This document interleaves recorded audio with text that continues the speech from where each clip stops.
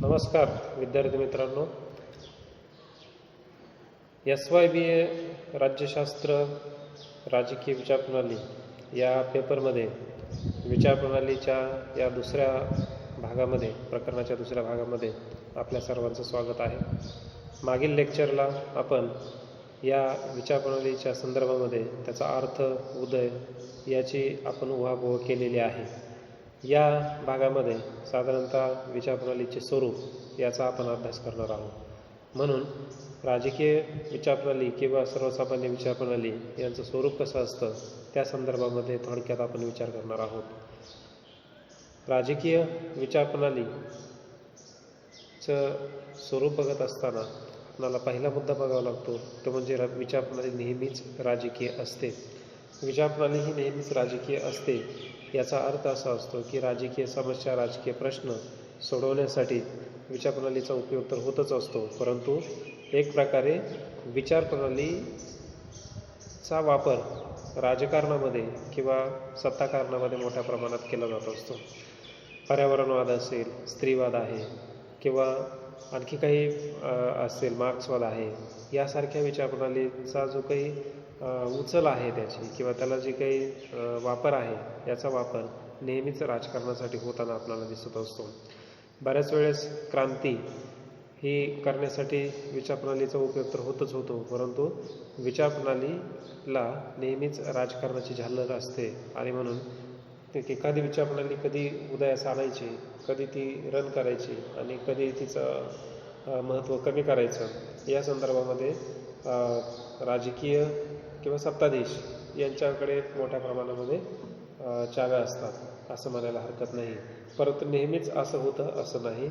त्यामुळे राजकीय विचारप्रणाली किंवा विचारप्रणाली ही बहुतांश कधीकधी जनचळवळ होत असते, ज्याच्यामध्ये जनता ही प्रमुख असते आणि त्या माध्यमातून जनता हीच त्या विचारप्रणालीची वाहक असते आणि तीच त्या विचारप्रणालीला पण मोठं करत असते। आता उदाहरण सांगायचं झालं तर राष्ट्रवाद आहे। राष्ट्रवाद किंवा रशियामध्ये झालेली मार्क्सवादी क्रांती आहे, हे त्याचं राजकारण झालं नाही असं नाही म्हणता येणार आपल्याला, परंतु तिथं जे काही जनतेने किंवा लोकांनी, सर्वसामान्य लोकांनी त्याला जे काही पाठिंबा दिला त्या पाठिंब्यावरून साधारणतः तिथे ही चळवळ विचारप्रणाली ही मोठ्या प्रमाणामध्ये व्यापक स्वरूपात तिथे झालेली आपल्याला दिसून येते। म्हणून राजकीय विचारप्रणाली ही साधारणतः नेहमीच राजकीय असते असं म्हणायला हरकत नाही। दुसरं विचारप्रणालीचं स्वरूप आपल्याला असं म्हणता येईल की विद्यमान संरचनाची टीका व निर्भत्सना आणि परिवर्तनाच्या वाटांचा शोध विचारप्रणालीतून घेतला जात असतो। म्हणजे विद्यमान संरचनाची टीका व निर्भत्सना आणि परिवर्तनाच्या वाटांचा शोध विचारप्रणालीतून घेतला जातो। म्हणजे थोडक्यात काय तर विचारप्रणाली ही संरचनावरती टीका करत असते। म्हणजे प्रचलित किंवा प्रस्थापित व्यवस्था जी आहे, शासन व्यवस्था किंवा राजकीय व्यवस्था, त्याच्यावरती नेहमीच विचारप्रणाली ही टीका करत असते। टीका करण्याचं कारण याच्यामध्ये असं असतं की समाजामध्ये कुठेतरी दोलायमान परिस्थिती निर्माण झालेली असते, अन्यायाचं वातावरण निर्माण झालेलं असतं, असमानता असते किंवा विषमता खूप मोठ्या प्रमाणात असते आणि अशा स्वरूपामध्ये ज्यावेळेस एखादी परिस्थिती निर्माण होत असते तेव्हा तिथे विचारप्रणाली ही टीकेचं अस्त्र घेऊन जनसामान्यांच्या हातामध्ये ती आलेली असते। म्हणून विचारप्रणाली ही नेहमीच एक प्रकारे टीका ही करत असते, निर्भत्सना पण करत असते। म्हणजे परस्पर विरोधी ज्यावेळेस दोन गट किंवा दोन विचार उभे राहतात त्यावेळेस एकमेकांची निर्भत्सना करण्याचं पण प्रमाण या विचारप्रणालीमध्ये असतं। उदाहरण सांगायचं झालं तर धर्मांधता असेल किंवा राष्ट्रवाद आहे, राष्ट्रवाद किंवा याच्या व्यतिरिक्त आणखी काही बाबी असतील तर ते प्रतिस्पर्धी किंवा जे काही पुरोगामी आणि प्रतिगामी असं जे काही दोन पार्ट्या उभ्या राहतात किंवा दोन अवस्था असतात त्या अवस्था एकमेकांच्यावरती मोठ्या प्रमाणात टीका करताना आपल्याला दिसत असतात। तसंच परिवर्तनांच्या वाटांचा शोध विचारप्रणालीतून घेतला जात असतो। म्हणजे परिवर्तन समाजामध्ये कसं आणलं पाहिजे, कसं केलं पाहिजे याचा शोधसुद्धा या वाटांचा शोध हा विचारप्रणालीतून घेतला जात असतो। विचारप्रणाली ही आपल्याला मिळालेला एक चष्मा आहे किंवा एक पद्धतीचा दृष्टिकोन आहे किंवा एक पद्धतीचा मार्ग आहे आणि त्या मार्गाच्या अनुषंगाने आपण त्या वाटांचा शोध घेत असतो आणि त्या अनुषंगाने समाजामध्ये बदल, क्रांती किंवा विकास ही प्रक्रिया सातत्याने घडत असते. उदाहरणार्थ स्त्रीवादी विचारप्रणाली आहे. या स्त्रीवादी विचारप्रणाली स्त्रियांनी नेमकं स्वतःला स्वातंत्र्य किंवा न्याय मिळवून देण्यासाठी किंवा समान अधिकार मिळवण्यासाठी, विषमता घालून देण्यासाठी नेमकं काय करायला पाहिजे याची एक व्यूहरचना देत असते. याची एक काय करत असते की विचारप्रणाली ही एक दिशादर्शक काम करत असते. किंवा पर्यावरणवाद असेल किंवा राष्ट्रवाद आहे, या माध्यमातून राजकीय विचारप्रणाली ही साधारणतः अनेक लोकांना ही साधारणतः दिशा देण्याचं काम ही करताना आपल्याला दिसून येते. म्हणून विचारप्रणाली ही साधारणतः परिवर्तनांच्या वाटांचा शोध विचारप्रणालीतून घेतला जात असतो किंवा लोकांना त्याच्यातून मिळत असतो. तिसरं आपल्याला सांगता येईल ते म्हणजे विचारप्रणाली नेहमीच लोकांना कृतीप्रवण करून उज्ज्वल उद्याकडे वाटचाल करायला लावते. खितपत पडलेला समाज, हजारो वर्षापासून अन्यायग्रस्त असलेला समाज किंवा अतिशय हालाकीची आणि गरीब परिस्थिती झेलत असलेला समाज किंवा ज्या समाजाचं काहीच अस्तित्व नाही, अशा समाजातील लोकांना कृतीप्रवण करून उज्ज्वल उद्याकडे घेऊन जाण्याची जी काही वाटचाल आहे, ती वाटचाल ही साधारणतः आपल्याला या विचारप्रणालीच्या माध्यमातून होताना आपल्याला दिसून येते. आता उदाहरण सांगायचं झालं तर याच्यामध्ये समजा राष्ट्रवाद आहे. भारतातील राष्ट्रवाद हा साधारणतः 19व्या शतकामध्ये उदयास येऊ लागला आणि त्याची वाढ ही साधारणतः 20व्या शतकाच्या पूर्वार्धामध्ये झालेली दिसते. परंतु असं होत असताना हे आतापर्यंत जे काही तेव्हापर्यंत जे काही गुलामीमध्ये कितपत पडलेले लोक होते, त्यांना गुलाम आहेत अशा पद्धतीची जाणीव किंवा एक पद्धतीची पारतंत्र्य आहे अशा पद्धतीची जाणीव त्यांना निर्माण करून दिली गेली आणि त्या माध्यमातून मग भारतातील त्यावेळेची जी काही सर्व जनता आहे ती पेटून उठली ब्रिटिशांच्या विरुद्ध आणि एक स्वातंत्र्य लढा, ज्याला आपण राष्ट्रवादी चळवळ ही मोठ्या प्रमाणात उभी केली हे आपल्याला म्हणता येईल. किंवा दुसरं आंबेडकरवाद आहे. आंबेडकरवादामध्ये जर आपण बघितलं तर हजारो वर्षापासून हे वंश परंपरेमध्ये जे काही आहे की चातुर्वर्णी व्यवस्थेच्या अंतर्गत खितपत पडलेला जो काही शूद्र समाज आहे त्याला पेटून उठण्यासाठी जे काही बळ दिलं ते डॉक्टर आंबेडकरांच्या विचारांच्या माध्यमातून तिथे लोकांना मिळालं आणि मग तेव्हापासून मग त्याच्यानंतर एक दलित चळवळ उभी राहिली आणि त्या दलित चळवळीच्या माध्यमातून दलितांना समान हक्क, न्याय आणि स्वातंत्र्य हे मिळालेलं दिसतं.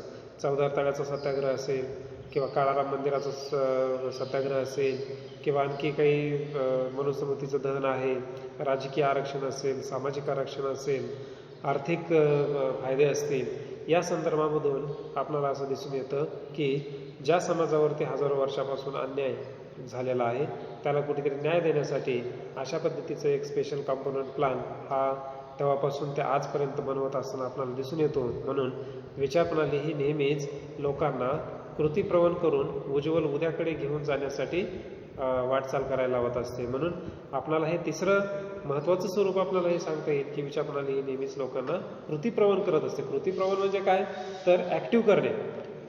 म्हणजे जसं एखादं खेळणं असतं लहान मुलांचं आणि त्या खेळण्याला आपण असं चावी दिली की ते खेळणं त्याची असेपर्यंत ते खेळत राहतं. परंतु इथं आपल्याला असं म्हणता येणार नाही, तर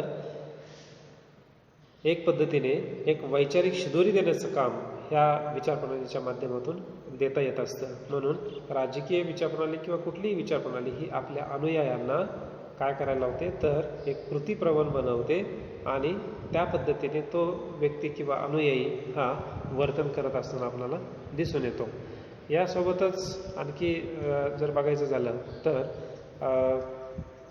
पुढचं स्वरूप आपल्याला असं सांगता येईल की सामान्यांना समजतील व आकर्षक वाटतील अशा घोषणा, प्रतीके आणि मिथके विचारप्रणालीत असतात. म्हणजे थोडक्यात काय तर सर्वसामान्यांना समजलं पाहिजे. अडाणी असतील, निरक्षर असतील किंवा ज्यांना शिक्षणाचा गंधही नाही असे लोक असतील, अशा लोकांना आकर्षक वाटायला पाहिजे, आकर्षक वाटतील किंवा ते खेचले जातील अशा पद्धतीच्या घोषणा, प्रतीके आणि मिथके हे तयार केले जात असतात. मग उदाहरणार्थ सांगायचं झालं तर राष्ट्रवाद चळवळ आहे.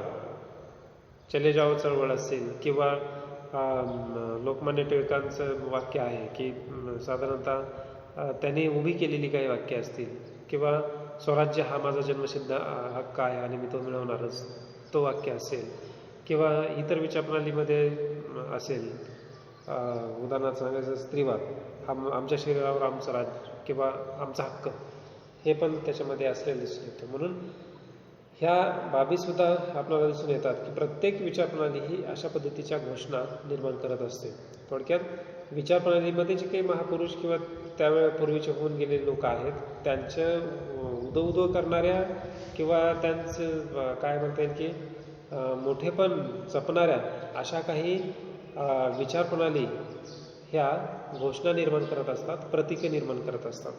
प्रतीकं सुद्धा विचारप्रणालीमध्ये निर्माण होत असतात. उदाहरण सांगायचं झालं तर प्रतीकांमध्ये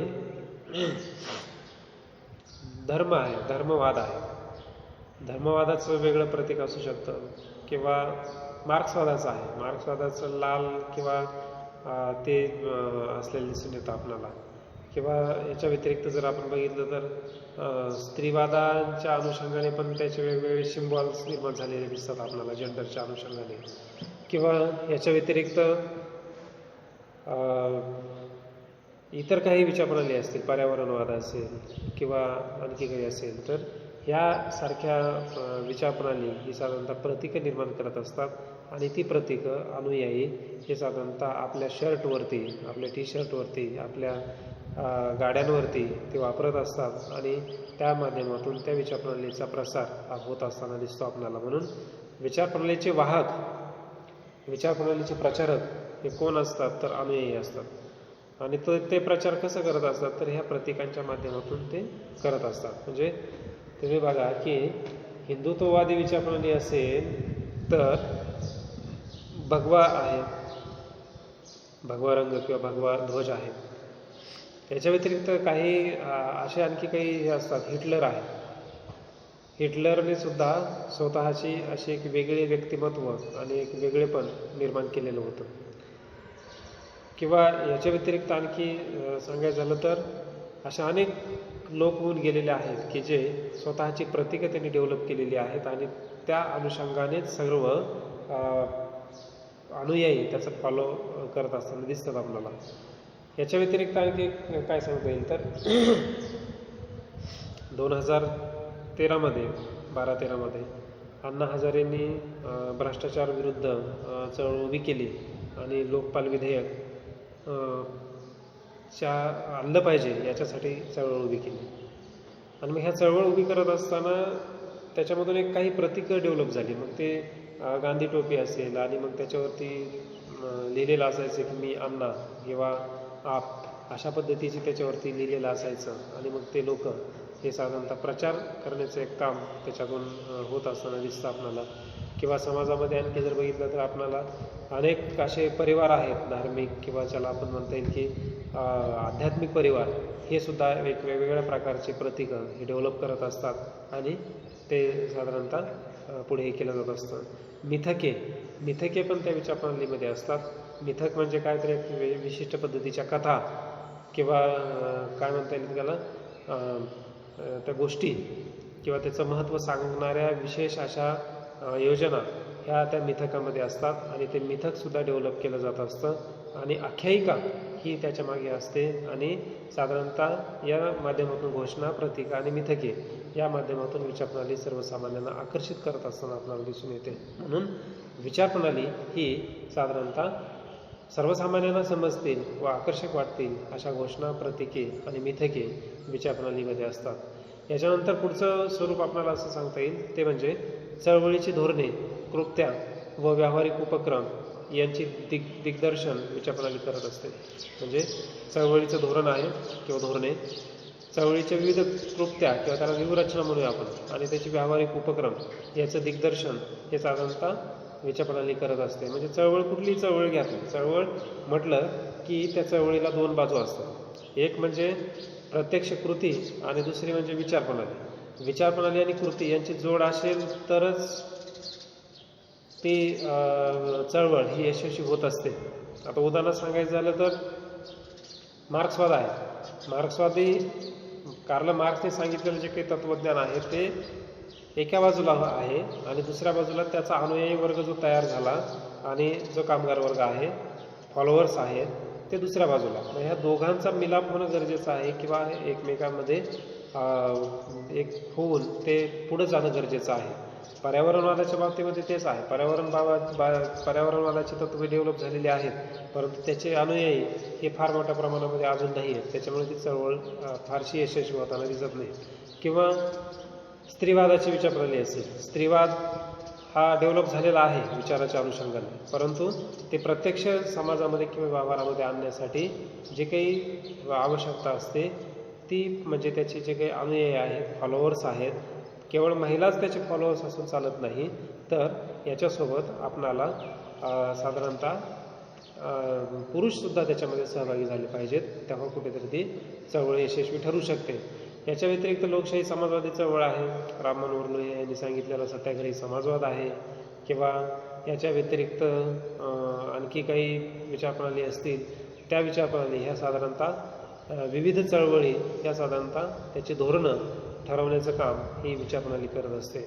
विविध जे काही व्यूहरचना आहेत, म्हणजे कोणत्या परिस्थितीमध्ये कसं वर्तन केलं गेलं पाहिजे, कार्ल मार्क्सने अतिशय चांगलं सांगितलेलं आहे. ज्यावेळेस भांडवलदार आणि कामगार यांच्यामध्ये क्रांती होईल तेव्हा साधारणतः कोणत्या पद्धतीने कामगार वर्गाने लढा दिला पाहिजे, कशाचा आधार घेतला पाहिजे, कोणत्या मार्गांचा अवलंब केला गेला पाहिजे, हे सगळं सांगण्याचं काम विचारप्रणालीच्या माध्यमातून होत असतं. त्याला आपण व्यूहरचना किंवा क्लृप्त्या म्हणतो आपण, किंवा त्याला आयडिया म्हणू आपण, आयडियासुद्धा त्याला म्हणता येईल. तर आणि तसंच व्यावहारिक उपक्रम यांचे दिग्दर्शन. व्यावहारिक उपक्रम म्हणजे काय, तर त्यावेळेस त्या परिस्थितीमध्ये स्थानिक परिस्थिती असते, वेगवेगळ्या परिस्थिती असतात, त्या स्थानिक परिस्थिती, आणि त्या स्थानिक परिस्थितीमध्ये एक दिग्दर्शन करण्याचं काम ही विचारप्रणाली आपल्याला करत असताना दिसून येते. म्हणून विचारप्रणाली ही चळवळीची धोरणे, कृत्या आणि व्यावहारिक उपक्रम याचे दिग्दर्शन हे करताना आपल्याला दिसून येतात. म्हणून विचारप्रणालीचं स्वरूप हे आणखी एक त्याच्यामध्ये मुद्दा असं सांगता येईल आपल्याला की विचारप्रणालीला फॉलोअर्स असतात किंवा अनुयायी असतात. अनुयायांशिवाय विचारप्रणालीचा विकास होऊ शकत नाही किंवा विचारप्रणाली डेव्हलप होऊ शकत नाही. म्हणून हा एक आणखी सहावा मुद्दा असं म्हणता येईल आपल्याला की विचारप्रणालीला मोठा अनुयायी वर्ग असतो किंवा त्याला फॉलोअर्स असतात, तरच ती विचारप्रणाली ही डेव्हलप होत असते किंवा रुजत असते किंवा ती महत्त्वाची असत असते. आणखी एक सातवा मुद्दा आपल्याला असं सांगता येईल विचारप्रणालीच्या बाबतीमध्ये, आणि तो म्हणजे असा की विचारप्रणालीला काळाच्या मर्यादा असतात असं म्हणायला काही हरकत नाही. किंवा विचारप्रणाली ही विविध जे काही सामाजिक दुफळ्या निर्माण होत असतात त्याच्यामधून उगम पावते आणि त्या भरून निघाल्या की ती लोप पावत असते. हे पण त्याच्यामध्ये महत्त्वाचं आहे. जसं विचारप्रणालीला उदय आहे तसा विचारप्रणालीला अंत पण आहे. अंत म्हणता येणार नाही त्याला, कारण ती परिस्थिती शांत झाली की ती विचारप्रणाली पण शांत होत असते. आता उदाहरण सांगायचं झालं तर राष्ट्रवाद आहे. आपल्याला भारताला स्वातंत्र्य मिळण्याच्या आधी राष्ट्रवादाने इतके झपाटलेले होते सगळे लोक की राष्ट्रासाठी वाटेल ते का करण्यासाठी त्यावेळेस ते तयार राहायचे. जीवाची त्यांनी बाजी लावली. आता एक स्वातंत्र्यवीर हे झाले, शहीद झाले, आणि त्याच्यानंतर मग आपल्या भारताला स्वातंत्र्य मिळालं. परंतु आता जर आपण राष्ट्रवाद आपल्या मनामध्ये आहे का, तर आहे, परंतु तो कुठेतरी आता सुप्त स्वरूपामध्ये आहे. तो सगळं अशा खूप मोठ्या प्रमाणामध्ये सगळ्यांच्या मनामध्ये असलेलं दिसत नाही. म्हणून साधारणतः राष्ट्रवाद असेल किंवा पर्यावरणवादाच्या बाबतीत विचार करायचा झाला तर 30 वर्षापूर्वी किंवा 20 ते 30 वर्षापूर्वी पर्यावरणवादाचा फारसा मोठा काही प्रश्न नव्हता, कारण त्यावेळेस पर्यावरणाचं प्रदूषणच फार मोठ्या प्रमाणात होत नव्हतं. त्याच्यामुळे पर्यावरण समस्याच नव्हती, आणि पर्यावरण समस्या नसल्यामुळे त्या पर्यावरणवादाचा विकास होणं शक्यच नाही. म्हणून पर्यावरणवाद आज का मोठ्या प्रमाणात वाढतोय, तर पर्यावरणवाद वाढण्याचं एकच कारण आहे, आणि ते कारण म्हणजे आज जे काही पर्यावरणाची नासधूस होते, पर्यावरणाचा एक मोठ्या प्रमाणामध्ये ऱ्हास होतोय, लय होतोय, त्याच्यामुळे आज पर्यावरणवादाच्या विचारसरणीला मोठ्या प्रमाणात स्कोप आहे. म्हणून विचारप्रणाली ही साधारणतः तिला कधी स्कोप मिळत असतो, तर ज्यावेळेस त्या परिस्थिती ही साधारणतः पोषक असते त्यावेळेसच ती विचारप्रणाली उदयास येत असते. मात्र ज्यावेळेस ते प्रश्न सुटतात, ते प्रश्न मिटतात किंवा ते प्रश्न मार्गी लागत असतात, त्याच्यानंतर ती विचारप्रणाली सुप्त स्वरूपामध्ये कुठेतरी लोप पावलेली असते आणि जेव्हा केव्हा त्याच्यानंतर ती परिस्थिती उद्भवेल तेव्हा ती पुन्हा त्याच जोमाने ती वर उठते, नव्या स्वरूपामध्ये, नव्या उमेदीने, नवी व्यूहरचना घेऊन, नवे थोडक्यात विचार घेऊन आणि पुन्हा विचारप्रणाली ही महत्त्वाची ठरत असते. म्हणून विचारप्रणाली ही साधारणतः स्थळ काळ या स्वरूपामध्ये पण उदयास येत असते किंवा विचारप्रणाली जसं उदय आहे तसंच तिला अंत पण आहे किंवा तिला एक सुप्त अवस्था पण असते, हे पण विचारप्रणालीच्या स्वरूपामध्ये आपण लक्षात ठेवणं आवश्यक आहे. म्हणून विचारप्रणालीचा अभ्यास करत असताना आपल्याला हे म्हणता येईल की विचारप्रणाली ही साधारणतः या अनेक स्वरूपामधून, फक्त हे 7 मुद्दे मी तुम्हाला विचारप्रणालीच्या स्वरूपाचे सांगितले, परंतु याच्या व्यतिरिक्त आणखी काही बरेचसे स्वरूपाचे मुद्दे आहेत. त्या सगळ्यांचा आपल्याला इथे अभ्यास करणं आवश्यक नाही, तर केवळ एक महत्त्वाचे जे काही घटक आहेत 7 घटक, त्या 7 घटकांचा इथं आपण स्वरूप म्हणून अभ्यास केलेला आहे. तर ही विचारप्रणालीचं स्वरूप हे असलेलं आपल्याला सांगता येईल. धन्यवाद.